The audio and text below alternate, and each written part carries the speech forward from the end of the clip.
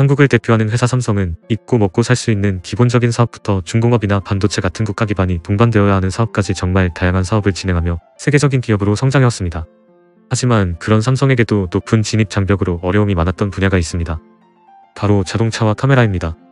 두 분야 모두 오랜 노하우를 필요로 하는 기계공학과 정밀공학의 끝판왕인데요. 두 사업 모두 이건희 회장이 간절히 바라던 수건 사업이었지만 결과적으로 삼성이 실패한 대표적인 사례로 남겨져 있습니다.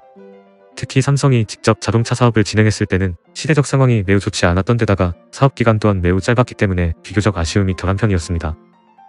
자동차 사업이 삼성의 2대 총수 이건희 회장이 주축이 되어 진행된 사업이었다면 삼성카메라는 초대 총수 이병철 회장부터 이건희 회장까지 이어져 내려온 오랜 역사를 가졌던 사업이라는 것입니다.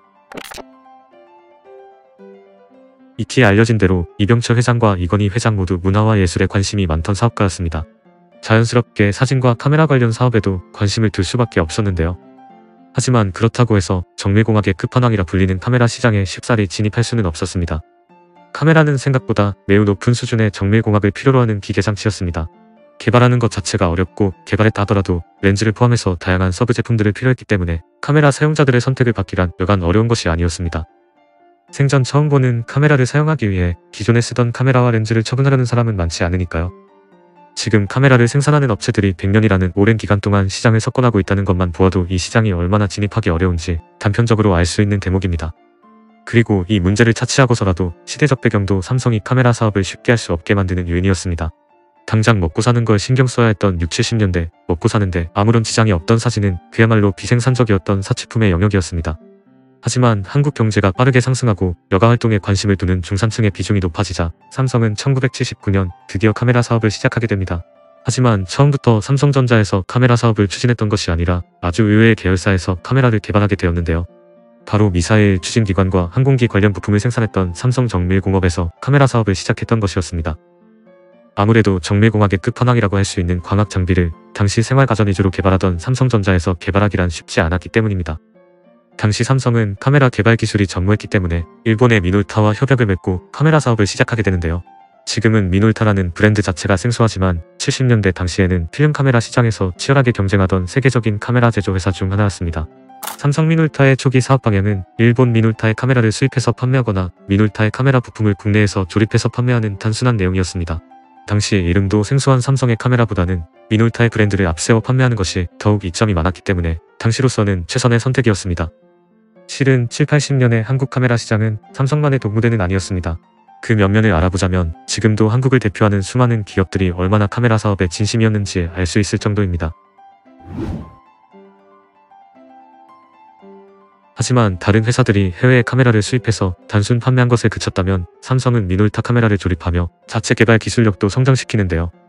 그 결과 1984년에는 미놀타 카메라를 바탕으로 국내에서 카메라를 자체 제작하는 수준까지 성장하게 됩니다. 물론 SFA도 삼성의 독자적인 기술력보다는 미놀타의 기술력을 전수받아 개발한 것이었지만 이에 자신감은 갖게 된 삼성은 독자적인 카메라 개발을 시작하게 됩니다. 다만 이때 삼성은 여타 카메라 회사와 다른 노선을 선택하게 되는데요. 바로 렌즈 교환식 전문가용 카메라보다는 일반인들을 대상으로 한 가정용 카메라 개발에 집중하기로 한 것입니다. 지금의 카메라는 누구나 사용할 수 있는 기계장치지만 80년대 초반만 하더라도 카메라는 촬영하는 방법을 배워야지만 쓸 수 있는 장비였기 때문에 일반인들을 대상으로 한 카메라 개발은 제법 도전적인 사업 방향이었습니다. 결론적으로 이 사업 방향은 매우 훌륭한 선택이 되었습니다. 기본적으로 카메라라는 기계는 바디와 렌즈, 다양한 액세서리까지 고려해서 브랜드를 선택해야 하고 한번 선택한 장비들은 다른 브랜드와 호환되지 않기 때문에 소비자들의 입장에서는 매우 보수적으로 접근할 수밖에 없는 기계장치입니다. 이러한 장비를 기술력도 부족하고 인지도도 낮은 삼성의 카메라를 구입해줄 사용자는 많지 않았을 것입니다. 삼성은 자신들이 가진 시장에서의 입지를 이해하고 대중적인 사용자들의 니즈를 확실히 충족시키기 위한 목적으로 카메라를 개발, 1986년에 윈키라는 순수 국내 기술력만으로 개발한 콤팩트 카메라를 개발하며 성공적으로 시장에 등장하게 됩니다. 자신들의 첫 번째 카메라의 성공으로 자신감을 얻게 된 삼성은 1987년에는 35mm와 50mm를 버튼 하나로 전환할 수 있는 AF 듀얼을, 1989년에는 35mm에서 70mm까지 가변으로 조작되는 최초의 줌 카메라 AF 줌 700을 시장에 내놓으며 카메라 사업의 입지를 다져나가게 됩니다. 하지만 이는 어디까지나 국내에 한정된 이야기였습니다. 이미 세계는 지금보다도 더욱 많은 카메라 브랜드가 난립해 있었고 이 시기 세계가 바라보는 삼성은 그저 값싸고 질 좋은 가전제품을 판매하는 회사일 뿐이었습니다. 삼성은 이런 자신들의 이미지를 변화시키기 위해 대대적인 투자를 하게 되는데요. 바로 세계적인 카메라 제조업체 독일의 롤라이를 인수해버린 것이었습니다. 삼성은 롤라이가 가지고 있던 회사의 특허 기술과 브랜드 이미지를 확보하며 새로운 카메라 브랜드를 론칭하는데 그것이 바로 삼성 키녹스의 시작이었습니다. 롤라이의 기술력과 인지도로 시장의 이름을 알리게 된 삼성 키녹스는 콤팩트 카메라 시장에서 좋은 평을 받으며 기분 좋은 스타트를 하게 됩니다. 리놀타와의 제휴, 롤라이의 인수로 삼성의 카메라 개발 능력은 크게 상향되었고 이제 삼성은 전문가용 카메라에 욕심을 내게 됩니다. 삼성은 자신들의 잇따른 성공에 고무되어 야심차게 자사 최초의 SLR 카메라 GX1을 출시하게 되는데요. 그런데 문제는 하필 이 시기가 1997년이었다는 것입니다. 대한민국이 IMF 사태를 맞이하며 대기업이 휘청이고 하루에도 수백 개의 중소기업이 망하던 시기, 국내에서는 물론 해외에서도 부도위기인 국가의 전문가용 카메라를 구입하는 사용자는 많지 않았습니다. 결국 삼성 최초의 SLR 카메라는 그렇게 시장에서 퇴장하였고 IMF의 여파로 자금난에 빠지게 된 삼성항공산업은 롤라이의 사업권을 다시 독일 기업에게 매각하게 됩니다.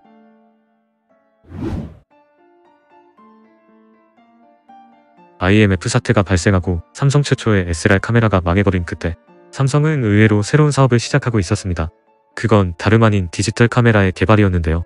이는 다른 카메라들이 상용화 디지털 카메라 개발을 하던 것과 거의 비슷한 시기였습니다.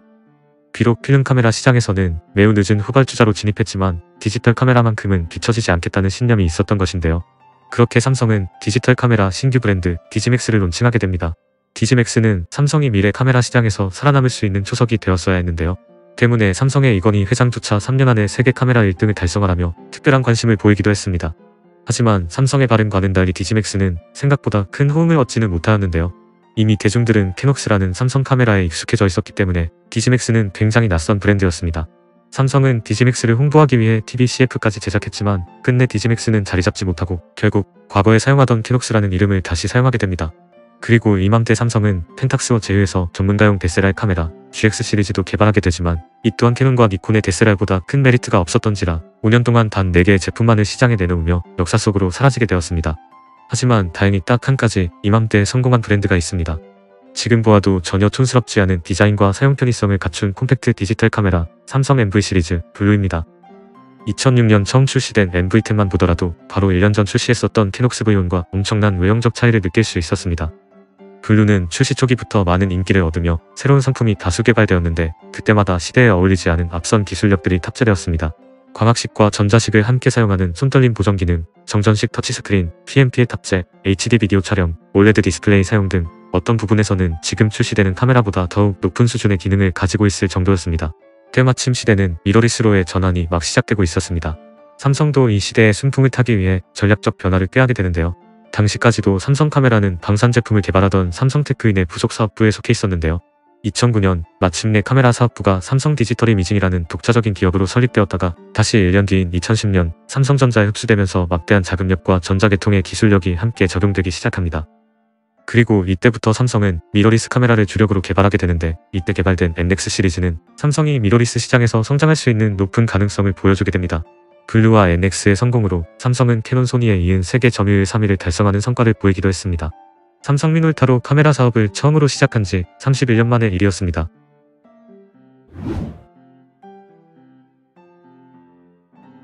매년 삼성 카메라는 무서운 속도로 성장하며 캐논 소니와 경쟁하고 있었습니다. 그런데 2016년 삼성은 돌연 카메라 사업을 중단하게 됩니다. 그 이유는 다름 아닌 스마트폰의 보급이었습니다. 스마트폰의 보급 속도는 기존의 그 어떤 산업보다도 빨랐습니다. 2007년 아이폰이 처음 출시하고 불과 9년 만에 스마트폰 카메라는 엄청난 속도로 발전했고 앞으로도 계속해서 발전할 가능성이 다분했습니다. 실제로 디지털 카메라의 수요는 매년 대폭 줄어들고 있었고 카메라 시장의 파이가 작아지는 만큼 오랜 카메라 제조사들도 사업을 철수하거나 축소하고 있었기 때문에 카메라 시장에서 비교적 마이너했던 삼성이 무리를 해가며 사업을 지속하는 것도 사업적으로 큰 의미가 없다고 판단했기 때문입니다. 대신 스마트폰에 사용되는 카메라 센서 개발을 더욱 강화하게 되는데요. 비록 초기에 비해 점유율이 많이 벌어지기는 했지만 그래도 삼성은 소니에 이은 세계 시장 점유율 2위를 차지하며 훌륭한 성과를 보이고 있습니다. 한때 삼성은 카메라에 스마트폰의 기능을 합쳐놓은 갤럭시 줌이란 제품까지 개발한 적이 있습니다. 하지만 대부분의 대중은 완벽한 품질의 사진보다는 편하고 간편하게 촬영할 수 있는 사진을 원한다는 것을 삼성은 알게 되는데요. 어쩌면 삼성은 이때부터 스마트폰의 카메라가 디지털 카메라의 영역을 집어삼킬 거란 걸 깨달았을 것 같습니다. 한국 사람으로서 토종 카메라 브랜드가 사라진 것은 아쉬움이 매우 크지만 사업적인 측면에서 삼성의 선택이 매우 옳은 판단이었다는 것이 현재 다수의 사람들이 말하는 중론입니다. 결론적으로 디지털 카메라 시장은 계속해서 축소되고 일부 사용자들의 영역으로만 남겨지는 한편 스마트폰은 불특정 다수의 사람들이 사용하는 기계로 보급되었고 업체 간 경쟁도 계속해서 치열해져 가고 있는 상태니까요. 삼성은 그 속에서 세계적인 스마트폰 제조업체로 성장했고 카메라 사업을 철수하고 역량을 키워나간 이미지 센서는 세계적으로도 인정받고 있는 상태입니다. 비록 비슷한 시기에 미러리스 사업을 진행했던 소니의 성장이 배아프긴 하지만 소니의 스마트폰 사업 성과를 보면 삼성의 선경지명에 감탄을 하게 됩니다.